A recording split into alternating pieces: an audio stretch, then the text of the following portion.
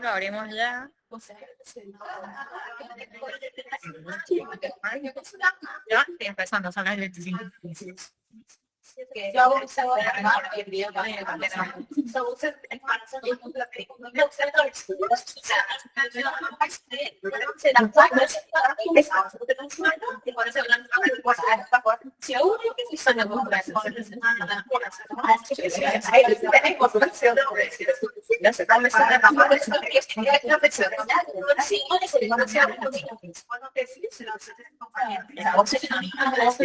Entonces están viendo los que van a estar online, virtual.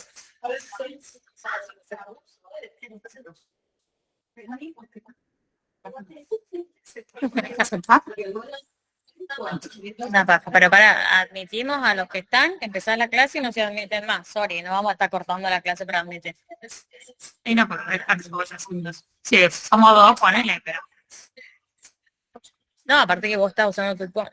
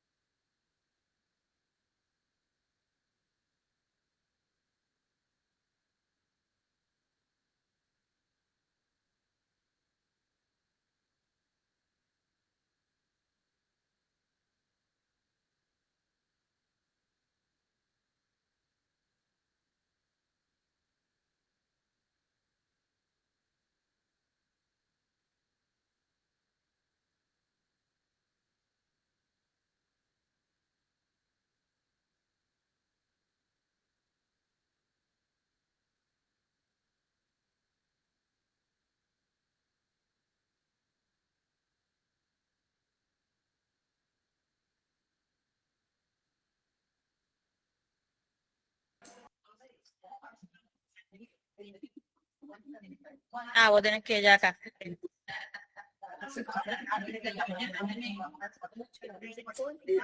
Déjamelo así. A ver. No pasa nada. Yo me voy a sentar acá para tener el pizarrón.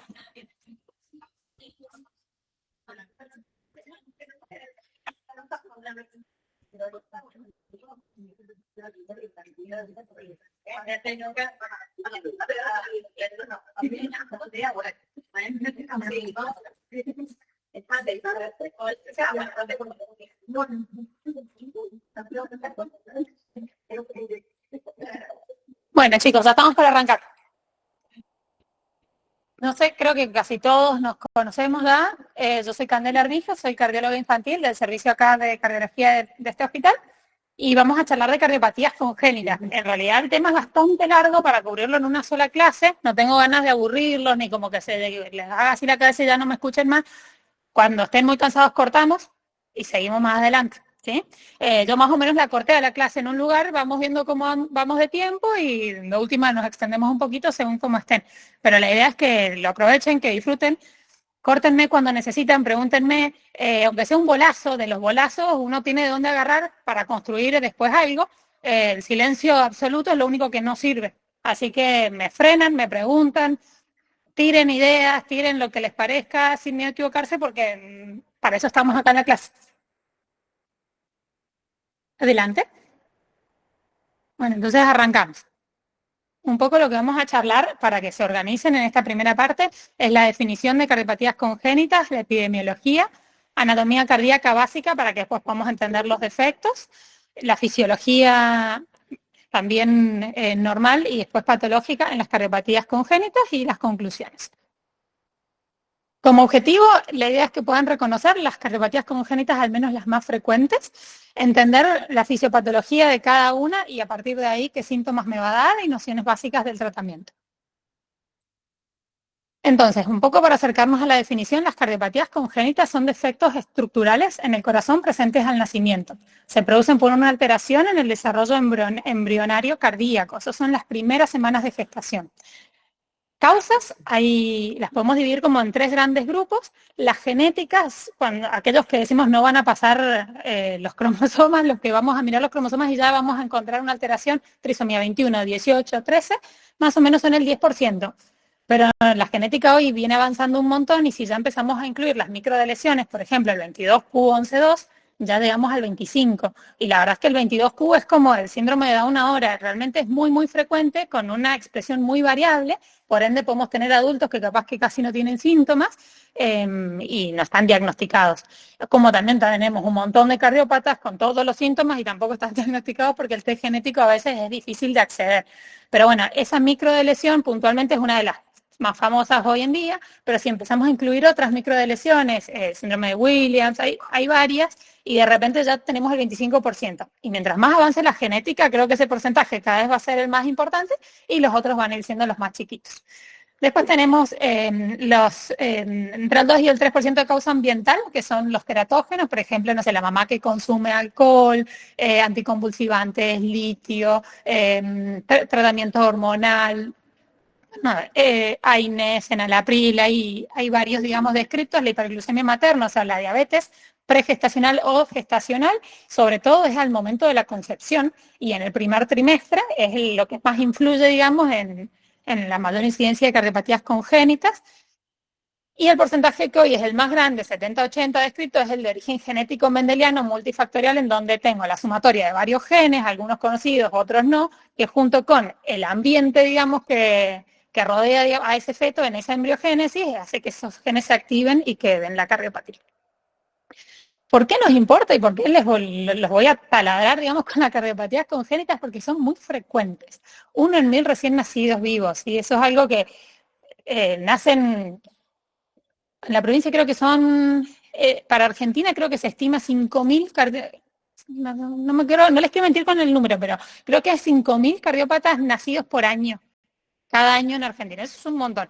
Además, esos cardiópatas antes, muchos se morían. Listo, entonces al primer año de vida, 2 años de vida, si queríamos ver la prevalencia, por ahí ya era un poquito más baja. Hoy esos niños no se mueren. No solo no se mueren, sino que andan tan bien que llegan a ser adultos.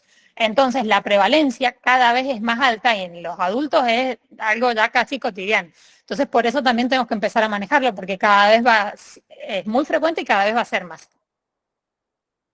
Por orden de frecuencia les voy a ir tirando un poquito los nombres con siglas. Nosotros usamos muchísimo las siglas, pero son importantes porque si no tengo que escribir un montón. Entonces se los voy tirando con siglas para que empiecen a sonar, ¿sí? La más frecuente, la CIB. Más o menos 30%. CIB significa comunicación interventricular. Tenemos la CIA en segundo lugar, que viene ahí bastante peleadita con el ductus. Y la coartación de aorta en cuarto lugar. Y les diré que con esas 4 tenemos ya un porcentaje bastante amplio de las cardiopatías congénitas.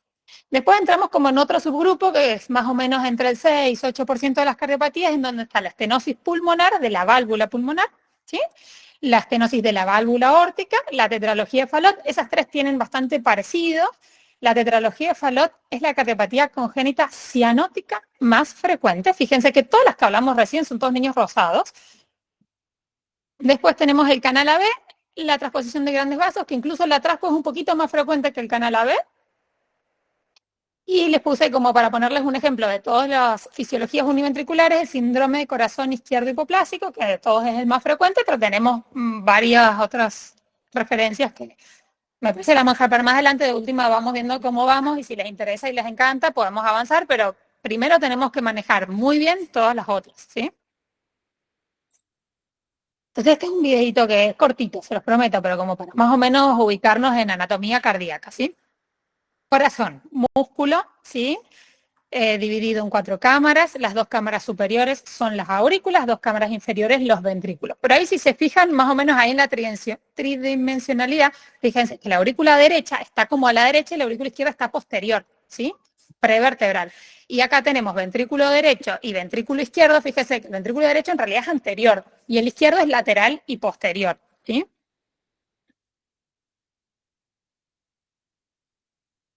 Entonces, tenemos aurícula derecha, fíjense como una chimenea y ubicada a la derecha. Aurícula izquierda, bien posterior, es la cámara prevertebral que yo tengo. Yo tengo la columna, el esófago, la aorta y la aurícula.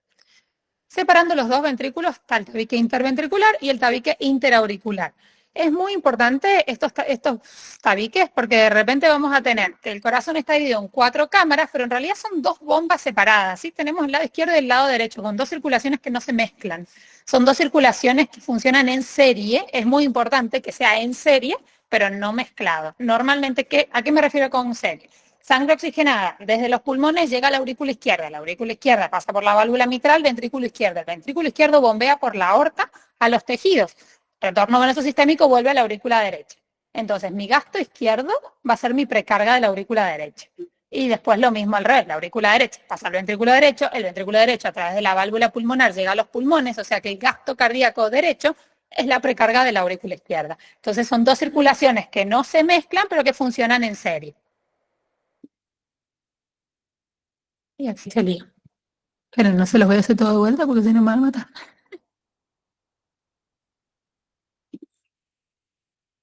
No, esperen que hice el lío. Esperen. Vamos a ir para atrás de vuelta. Es que los videos no son muy simpáticos.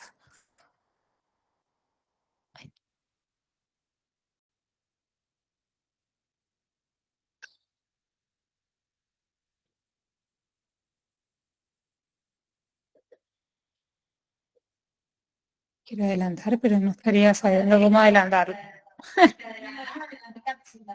Sí, pero mira, es este de acá abajo, que se me sube el otro. Y no sé si podría hacerlo distinto, sino que capaz que si la bancamos 10 segundos, ya llegamos. Fíjense ahí la disposición de las 2 aurículas, ese es bonito, ya llegamos a donde estábamos, ¿sí? Fíjense la aurícula derecha, como es bien lateral, la aurícula izquierda bien posterior, y ahí imagínense en la radiografía de tórax, la aurícula izquierda está bien en el medio, la aurícula derecha al costado, ¿sí? Entonces ahí hemos llegado a nuestros tabiques, y ahí va a avanzar, les va a mostrar las 4 válvulas. El corazón tiene 4 válvulas principales, tiene otras válvulas más pequeñas, no vamos a entrar ahí, pero las válvulas aurículo-ventriculares, las que separan la aurícula del ventrículo, tenemos del lado derecho, la que va a mostrar acá, que es la tricúspide, tiene 3 cúspides, una septal, una anterior y una posterior, cuerdas tendinosas y músculos papilares, ¿sí? Cuerdas tendinosas y músculos papilares son el aparato subvalvular que sostiene la válvula. Del lado izquierdo, la válvula mitral tiene una válvula anterior y otra posterior, como la mitra de un obispo, por eso se llama mitral. Y ahí se ven las cuerdas tendinosas y si prestan atención arriba en el techito, fíjense cómo se empieza a ver la válvula aórtica y ahí pueden ver la relación. La válvula anterior de la mitral está en relación a la aorta. Lo vamos a ver por afuera, la válvula pulmonar, fíjense cómo sale un poquito más arribita por delante, un poquito más arribita y hacia la izquierda de la aorta. Y la aorta está atrás y a la derecha. La aorta normalmente es una D aorta, decimos, porque está ubicada a la derecha. El corazón está sobre el ventrículo izquierdo, tiene 3 capas de fibras musculares longitudinales, transversales y oblicuas que hacen como que se exprima desde la punta hacia la base. El ventrículo derecho solo tiene 2 capas. Y eso es importante porque el ventrículo izquierdo, acuérdense que al sostener la circulación sistémica levanta muchísimo más presión y tiene que bombear contra más presión que el ventrículo derecho.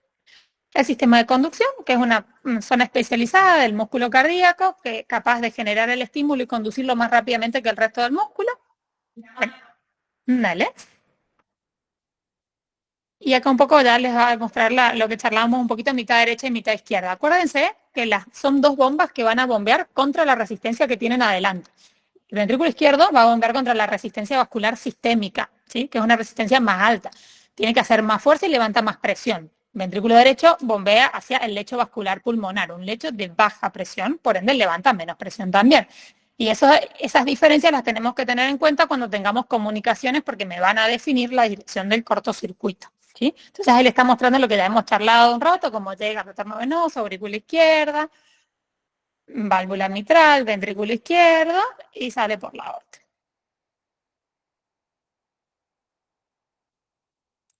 No sé si tenía alguna parte más bonita para adelante. Ah, sí. Bueno, los primeros vasos de la aorta son las coronarias. Acá te está mostrando la coronaria derecha. La izquierda va a salir acá por atrás de la pulmonar, por eso no la vemos. Descendente anterior y circunfleja para el otro lado. Y acá esto es una tonterita, pero para acordarse, cómo salen los vasos. Acordémonos que de la aorta ascendente vamos a tener el tronco arterioso brachiocefálico. Subclavia derecha, carótida derecha. Después carótida izquierda solita, subclavia izquierda solita. Eso es emergencia habitual de vasos del cuello. Puede variar. Pero después tenemos aorta descendente y da las intercostales, los órganos torácicos, abdominales, las piernas. ¿Por qué es importante? Por la coartación. ¿Sí? Porque cuando tenemos una coartación de aorta tenemos los vasos supraórticos que quedan con la presión alta y lo que está por debajo de la coartación con presión baja. Y este es un cuadro que es como muy largo, pero tómenlo con calma y no es para que se lo sepan entero, sino para que nos organice la cabeza. Las cardiopatías congénitas, hay muchas formas de clasificarlas, hay clasificaciones anatómicas, segmentarias, la verdad que me parece que son bastante tediosas y a ustedes no les va a sumar. Pero sí la clasificación fisiopatológica, que por ahí no se usa tanto, por lo menos en la cardiología, pero creo que para la clínica sí, porque les va a ustedes ayudar a entender la clínica que tiene esa cardiopatía. Cianóticas y no cianóticas, son los dos grandes grupos. Dentro de las cianóticas tenemos algunas con flujo pulmonar aumentado y otras con flujo pulmonar disminuido. ¿Qué tienen en común todas las cardiopatías congénitas cianóticas? Que tienen un shunt derecha-izquierda en algún lugar. ¿Sí? Entonces, la sangre que está del lado derecho, que tiene menor contenido de oxígeno, en algún lugar se mezcla con la del lado izquierdo. El lado izquierdo, cuando la bombea por la aorta, va a bombear su sangre con la bien oxigenada desde los pulmones, con una parte, digamos, del gasto de sangre sin oxigenar mezclada. Por ende, la saturación del paciente va a ser más baja. De acuerdo a la magnitud de ese cortocircuito, cuanto más baja. ¿Sí? Si yo a ese paciente le pongo un montón de oxígeno, ¿sube la saturación? No, porque la sangre que viene de los pulmones esa ya viene con la PO2 alta, el problema es la mezcla. Entonces ahí tenemos el hermoso test de hiperoxia que es tan útil en la neo. Tengo un neonato que nace y satura 60, tengo que ponerle oxígeno al 100, esperar 5 minutos y ver qué pasa. Entonces, si satura 65 y entonces, no, ese chico tiene mezcla derecha-izquierda y el problema no está en sus pulmones, o tal vez si lo tiene es sobreagregado, pero ese chico tiene una cardiopatía. Entonces eso es muy importante. De las cianóticas, la más frecuente dijimos, el Fallot, perfecto. El nombre completo es tetralogía de Fallot, ¿sí? Porque involucra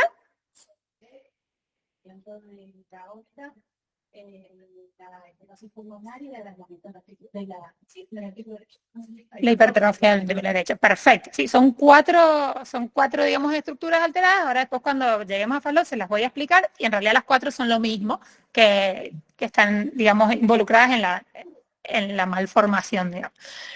Fallot, dijimos que es más frecuente. Él es dentro del espectro del Fallot, cuando ya la obstrucción al tracto de salida es tal que ya directamente queda atrético el tracto de salida, yo tengo una atresia pulmonar con CIB, ¿sí? Sería como la versión más extrema del Fallot, o ya directamente otra cardiopatía. En general son chicos que tienen muchos problemas de sus ramas pulmonares, entonces ya las agarramos desde otro lado. Atresia pulmonar septum íntegro es la atresia pulmonar sin CIB. Entonces ahí tenemos un ventrículo derecho que no llega a desarrollarse, habitualmente son circulaciones de ventrículo único. Con hiperflujo pulmonar, ¿sí? El exponente más frecuente acá es la transposición de grandes vasos. Dijimos que era bastante frecuente, la segunda cianótica más frecuente, en donde para que ustedes se acuerden, la D, transposición de grandes vasos, o sea, la transpo común, tengo la aorta y la pulmonar cambiadas, listo. ¿Sí? Entonces después todo el resto se lo van a imaginar. ¿Cuál es el problema?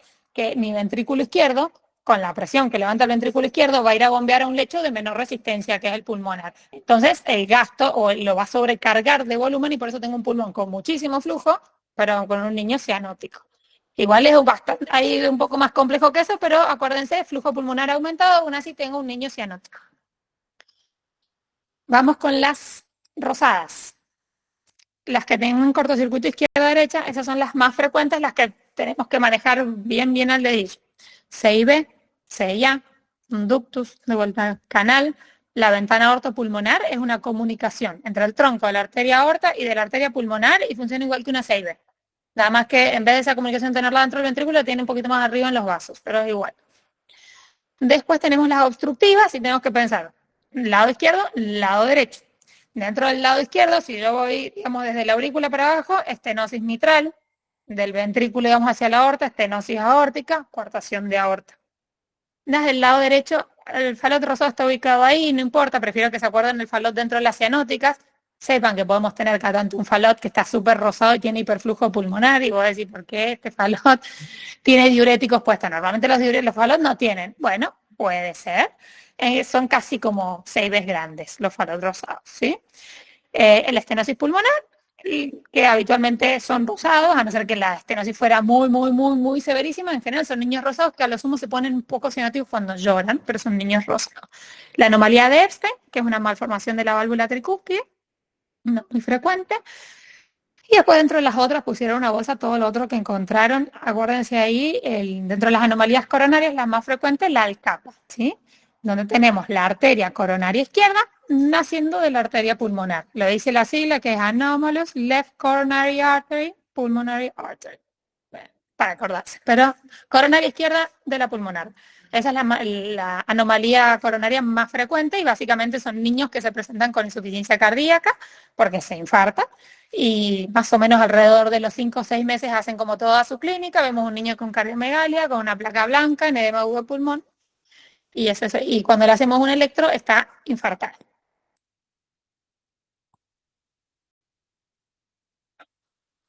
Entonces, hasta acá llega como la primera parte, que es la introducción, ¿sí?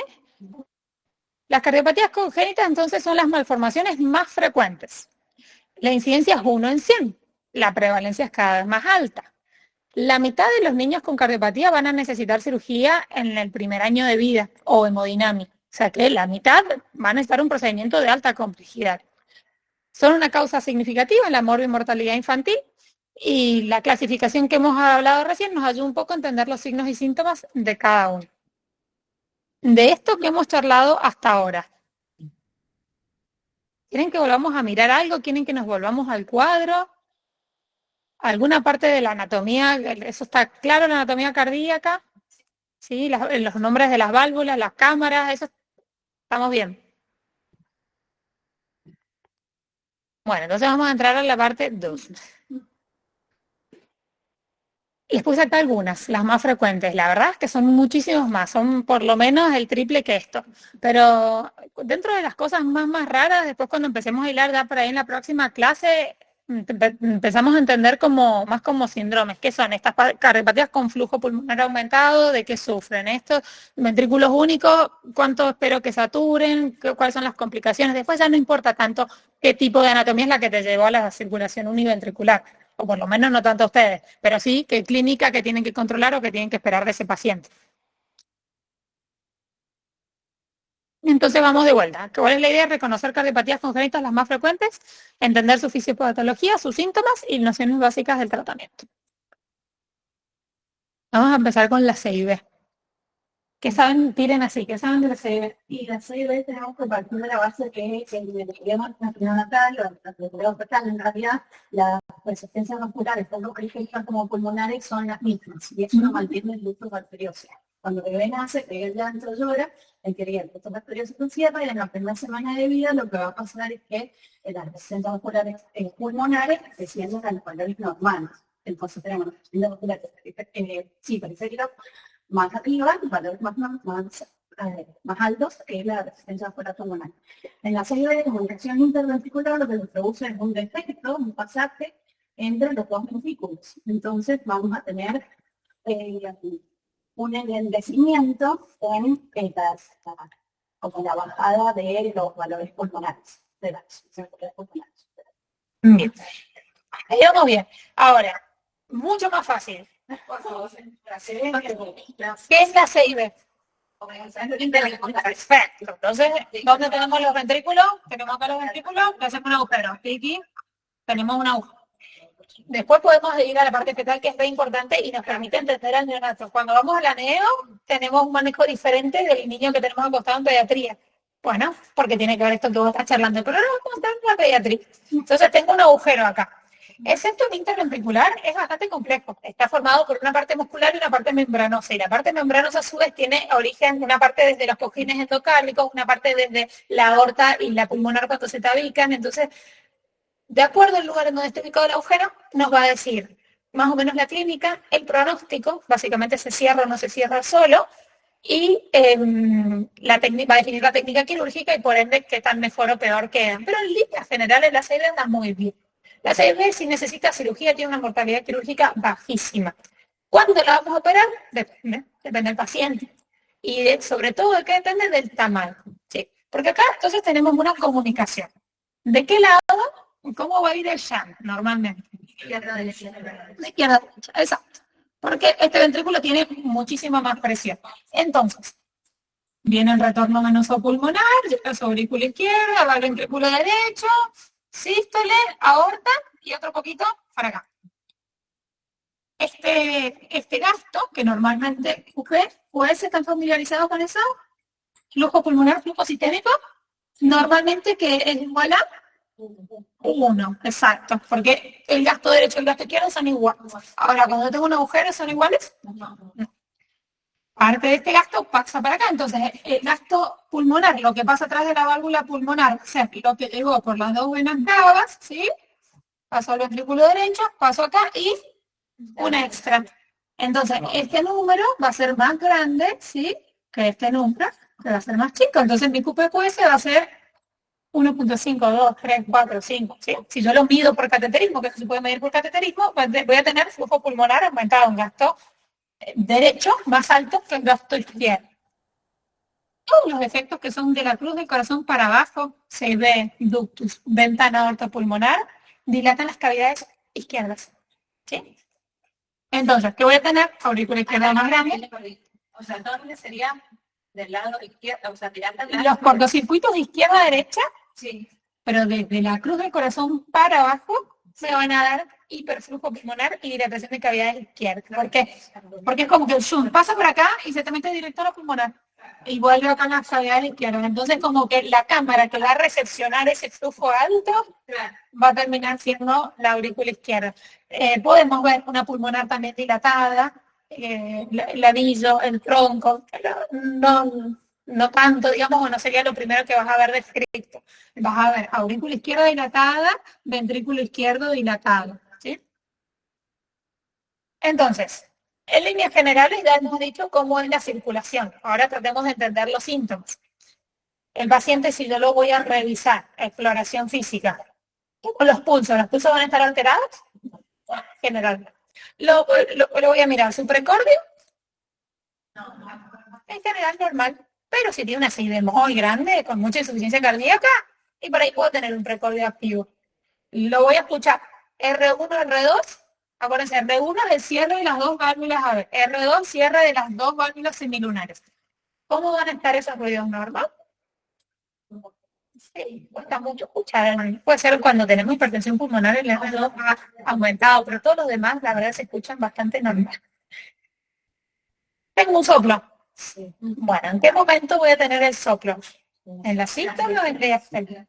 Sístole. Perfecto. El soplo es muy característico, el soplo de la CIB es regurgitativo y es como rugoso, como que lo tienen que escuchar para que se les grabe, pero es muy característico, sobre todo cuando la CIB es más bien chicona y entonces hace más ruido. Imagínense una sequía, va pasando el agua, cuando la sequía se estrecha, el agua pasa más rápido y hace más ruido.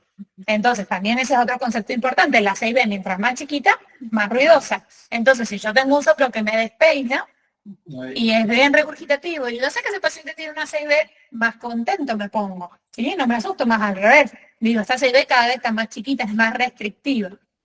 Entonces, soplo, regurgitativo. ¿Qué otra cosa más voy a encontrar en este paciente? ¿Cómo va a respirar este paciente?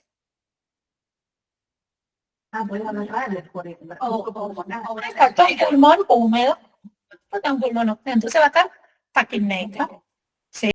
De acuerdo al tamaño de la CIB, de acuerdo al grado de insuficiencia cardíaca que tenga el paciente. Acuérdense que podemos tener CIB de 2 milímetros, que no hacemos nada, podemos tener CIB de 8 milímetros, que el paciente no lo vamos a sacar de insuficiencia cardíaca con nada. Entonces, pacientes taquipneicos puede ser, en un paciente que yo voy siguiendo por CIB, también lo empiezo a conocer. Así respira, vieron que le decimos, esta es la respiración de línea, porque por ahí es crónico y ya lo tiene y lo estamos bancando. Sabemos que tiene un poco de insuficiencia cardíaca, pero lo vamos a operar más adelante. ¿Por qué? Entonces, puede estar taquipneico o no. Pero que esté taquipneico ya nos llama la atención y ya sabemos que no está bien. Me muestra un pulmón húmedo y un pulmón húmedo es un pulmón más susceptible a infecciones. Entonces también puede tener infecciones respiratorias a repetición. Un niño en insuficiencia cardíaca, taquipneico, gasta más calorías y entonces baja de peso, crece menos. Niño que no progresa bien. ¿Sí? Esos son los síntomas principales. La verdad que en general las otras cosas son un poquito más finas y hoy no le damos tanta bolilla. Entonces, a ver, voy a leer acá si hay algo que me faltó. Bueno, vamos a hablar. Según su localización, el señor BQ en el 57 hizo una clasificación preciosa que me parece que para ustedes no. Acuérdense que tenemos perimembranosas, tenemos musculares, tenemos subarteriales, tenemos la posterior del canal, pero a los fines prácticos no sé si a ustedes les va a ser tan relevante acordarse de eso, pero sí quiero que se acuerden su clasificación según el tamaño. Las vamos a medir siempre en relación al anillo de la aorta. Vamos a medir el anillo de la aorta, que en un recién nacido más o menos son unos 9 milímetros, y después vamos a medir la 6B. Entonces, las pequeñas son las que miden menos de 1/3 del anillo de la aorta. Las medianas entre 1 y 2/3. Las grandes más de 2/3, otros dicen más del 50% del anillo. Entonces, de un recién nacido con una 6B de 5 milímetros es una 6B grande. ¿Sí? Después, según la ubicación, yo me voy a ir fijando cómo va a evolucionar. Una 6B muscular o una 6B perimembranosa se puede achicar y cerrar. Entonces, por ahí son 6Bs que las voy a tratar de bancar con tratamiento médico, porque yo sé que aún si las tuviera que operar, no es lo mismo operar un neonato que operar un niño después del año. Las chiquititas no les voy a dar bolilla porque sé que la mayoría se van a cerrar solas. Las grandes sé que las voy a tener que operar. ¿Cuándo? Bueno, dependerá del niño. En general, después del año, si se puede operarlas entre el año y los 2 años, es ideal. Si el niño no puede salir de su insuficiencia cardíaca y no crece, cuando sea. 1 mes, 2 meses, 3 meses, 4 meses, cuando sea que el niño esté con esa clínica. ¿Sí? No, porque depende de qué tan picante sea tu cirujano cardiovascular. Hoy hay cirujanos buenos que te pueden operar un niño de 2 kilos y meterlo en bomba. La limitante por ahí es la bomba de circulación extracorpórea. Piensen que para reparar el corazón es adentro, o sea, tengo que pararlo, el corazón, y abrirlo. Para eso necesito una SEC, circulación extracorpórea, ¿sí? Para poder meterlo en bomba, en general, un niño de menos de 2 kilos, no sé si te lo meten en bomba en ningún lado, ¿sí? Pero después de los 2 kilos, te diré 2,5 kilos, un cirujano picante lo puede hacer. Pero tiene que ser un cirujano picante. Acá en nuestro hospital, 6 kilos. No hemos metido en bomba 5 kilos y pico, lo más chiquito que hemos metido en bomba. Tengo una duda, el paciente que dijo esta mañana que ya era grandecito, que tenía como 9 años, o sea, se puede esperar. Tenía mayor complicación clínica, pero en algún momento hubo que operarlo, ¿no? Sí, este paciente que vimos hoy tenía una SIB pequeña, ahí ya vamos a ver esa parte, pero tenía insuficiencia aórtica y por eso tuvo indicación de cirugía. La realidad es que tiene indicación de operarse hace 4 años, pero no era urgente y en nuestro hospital los tiempos distan de ser lo ideal. Ese chico después de los 2, 3 años ya lo podrían haber operado. Ponerle que no tenía IAO y la SIB era restrictiva, entonces estaba en seguimiento, pero a los 5 cuando tuvo IAO, ya está, lo había que meter. Todas. Se opera si con cirugía con bombas, no se puede hacer por cateterismo. Sí, se puede hacer por cateterismo, vamos a ver el tratamiento. No entendí por qué. No, todo, dale. La cavidad derecha no se dilata. Las cavidades derechas. Si hay más flujo de izquierda a derecha, ¿por qué no se dilata el ventrículo derecho? O sea, ¿porque pasa directa o por qué? Porque pasan al ventrículo y ahí nomás, digamos, esto pasa en sístole y entonces es como que en realidad sigue como el caminito hacia el pulmón. Lo que te dilata es la pulmonar, que es la cámara, digamos, de menos presión, y te dilata las cavidades izquierdas. Al mismo tiempo, digamos, el sístole. Porque el shunt es en sístole y es como que pasa el gasto directo del pulmón. Es como que el lado derecho no recibe. ¿Qué puede pasar en la evolución natural de una CIB? Si yo esta CIB no la trato y el paciente tiene un flujo pulmonar aumentado, el flujo pulmonar aumentado da una presión alta en el pulmón. A largo plazo esa presión alta va a empezar a remodelar el endotelio vascular pulmonar, lo va a empezar a lastimar. Entonces, ese endotelio va a tener una presión alta reversible cuando yo le saque el flujo. Cuando ya se lastime en forma irreversible, yo le voy a sacar el flujo y va a seguir siendo alta. Y entonces, cuando la presión de este lado sube y me llega a superar la de este lado, ¿Qué le pasa al cortocircuito? Se invierte. Y cuando el cortocircuito se invierte es la definición del síndrome de Eisenmenger. Y ahí es donde ya no podemos tratar más la CIB. O sea, podemos operar todas las CIB que tengan cortocircuito izquierda-derecha. Cuando invirtió el cortocircuito, el pronóstico del paciente es mejor vivir con el Eisenmenger, que es malísimo, a repararle ese cortocircuito, a trasplantarlo, a lo que sea que se te esté ocurriendo, tiene peor pronóstico que dejarlo vivir con el Eisenmenger y tratamiento médico. ¿Sí? Bueno, en la clínica la estuvimos recharlando recién, ¿no? Los cortocircuitos, a ver el QPQS, hiperflujo, taquipnea, ¿cuánto saturan estos pacientes? Re importante. Se cagan de risa con lo que te les digo, pero yo me canso de ver las evoluciones en la guardia. 87% bronquiolar. Ah, no, pero tiene una CB. No, tiene una CB, no me importa, tiene que saturar normal. ¿Sí? Entonces, tengan muy claro eso, porque muchas veces los enfermeros no lo tienen claro. Entonces, también ustedes, cuando hacen indicaciones, objetivo de saturación, arriba de 94, no me importa que tenga una CB. ¿Sí? La radiografía de tórax, vamos a ver un paciente con cardiomegalia, vamos a ver un pulmón blanco, ¿sí? De acuerdo a qué tanta SIB tenga, qué tanto hiperflujo pulmonar, es muy variable, pero en líneas generales eso, y si le hacemos un electro, signos de hipertrofia ventrículo izquierdo, porque es lo que hablamos recién, dilatada cavidades izquierdas, ¿sí? Y acá vamos un poco al no, mira, vamos a repasar una cosa, ya llegamos al tratamiento que vos me preguntas. Entonces, clínicas según su tamaño, lo hemos venido charlando un poquito, pero las pequeñas tienen un soplo sistólico regurgitativo rudo, fuerte, no tienen síntomas de insuficiencia cardíaca, suelen ser pacientes que ni siquiera están medicados. ¿Qué es lo que les puede pasar en su evolución natural? Tienen más chances de endocarditis bacteriana, porque ese flujo a gran velocidad lastima el endotelio, entonces si el paciente tuviera una infección, generalmente vienen de la boca, tendría más chances que la población general de endocarditis. De todas maneras, el riesgo de endocarditis es muy bajo y esto le suma un poquito, pero la realidad es que igual es rarísimo de ver. ¿Sí? Son pacientes que se les indica el control odontológico periódico preventivo cada 6 meses. La mejor forma de prevenir la endocarditis es tener la boca sana. Es por lejos la mejor. De hecho, la profilaxis cada vez se usa menos. La profilaxis con la moxi antes del procedimiento, eso ya es casi medio obsoleto y tiene indicaciones muy, muy estrictas. Antes se le daban a cualquiera. La CIB no es una indicación de profilaxis.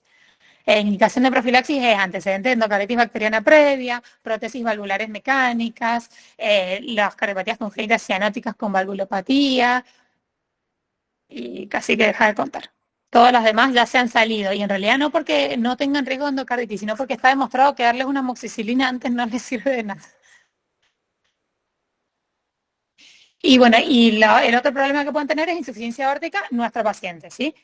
Nuestro paciente tenía que tenía, bueno, en realidad la aorta no sale arriba, yo se la dibujé para abajo, pero imagínense ahí, y la se ve acá muy chiquitita. Entonces, el flujo, cuando pasaba para acá, agarraba y se chupaba esta cúspide, como un flujo que pasa muy, muy rápido y chupa. Esta cúspide se chupaba y se quedaba para acá. Entonces, cuando quería cerrar la aorta, la cúspide derecha no cierra y entonces tenía insuficiencia aórtica. Y por eso lo operamos.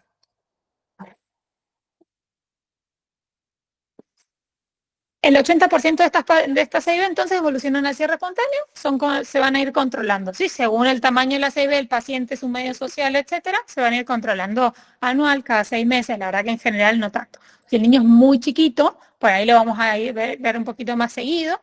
Si le hago diagnóstico de una CIB pequeña, muscular, y el niño acaba de nacer, me quedo tranquila. Cuando yo digo mide 3 milímetros y te lo estoy midiendo con 2 días de vida. No, mándamelo de vuelta. Vos decime, no, Candela, me dice la de vuelta cuando tengo un mes. ¿Por qué? Porque el septum muscular es como un queso, es muy trabeculado, es muy difícil de verle los bordes netos. Y las presiones a ambos lados están casi iguales. Entonces tiene poco shunt, porque el niño acaba de nacer y sus resistencias pulmonares todavía no han bajado. Entonces, cuando bajen bien las resistencias y aparezca bien el shunt, recién ahí lo voy a medir bien. Y te decís, sí, de verdad eran 3, entonces, ¿sabes que son como 6 milímetros? Entonces, ahí vamos a decidir si es pequeña o es mediana. Pero eso te pasa más que nada con las de la punta, con el septum muscular. Una perimembranosa la medís bien desde el principio. ¿Sí? Las grandes. El 30% va a evolucionar a enfermedad vascular pulmonar oclusiva, dijimos hipertensión pulmonar y Eisenmenger. Por eso las vamos a operar. La presión pulmonar va a estar aumentada por flujo, siempre, hasta que yo la corrija, va a estar aumentada. Y entonces estas no hay demasiada duda que las tenemos que operar. Les conté que la morbilidad y la mortalidad asociada a la cirugía eran bajísimas, menor del 1% en manos avesadas, y si yo lo dejo evolucionar, este chico tiene un 30% de posibilidad de hacer una Eisenmenger. Entonces lo vamos a operar. Y después tenemos las medianas, que estas son las que son más controvertidas. Realmente son 6Bs que le dan muchos síntomas al paciente, le dan insuficiencia cardíaca, las tenemos que medicar con diuréticos, con enalapril. Por ahí tenemos que reforzar mucho la nutrición. Son niños que son un poco más propensos a enfermarse. Y entonces uno le dan ganas de cerrarlo. Pero si yo a ese paciente lo espero y termina achicando cerrando, le ahorré una cirugía. Entonces estos son los que por ahí son un poco más difíciles de decidir, a veces vale la pena esperarlo. A nuestro hospital a veces tenemos tan poca posibilidad de cierre que terminan por evolución natural todos mejorando, ¿viste? Pero en un centro quirúrgico que opere, son de estos pacientes que realmente se plantea todo el tiempo, que tienen 2, 3, 4 meses y lo vas evaluando y capaz que ese lo vas a citar reseguido, porque vas a ir viendo cuánto pesa, vas a ir viendo cómo está de talla, cómo está su desarrollo, se enfermó o no se enfermó, y vas a tomar la decisión más en base a eso que a lo que vos le estás midiendo en el eco, ¿sí? Y vamos al tratamiento. Tratamiento médico, diuréticos enalapril, ¿sí? Es tratamiento de insuficiencia cardíaca. Yo tengo un bebé muy chiquito, no le puedo poner todavía enalapril, menos de un mes en general tratamos de no ponerlo. Espironolactona también, por ahí los esperamos un poquito y entonces pierden mucho potasio por el riñón. Entonces vas al famoso furocaón, ¿sí? Gluconato de potasio. Para aportarlos, digamos, con potasio, lo que yo ya sé que la furosemida le va a hacer perder. Ya después del mes, que yo ya le puedo poner el enalapril, es un ahorrador de potasio en el riñón. Entonces ahí como que se te compensan solitos y por ahí ya no le damos más caón y le ponemos furonalapril. La espironolactona es un diurético de potencia muy baja, que por ahí ayuda más al remodelado del ventrículo derecho, no tanto para las izquierdas, pero a veces se lo ponemos para que nos ayude con el potasio. ¿Sí? Pero no es tan así importante. Por ejemplo, el paciente se quedó sin medicación. Bueno, mire, señor, dele la furosemida.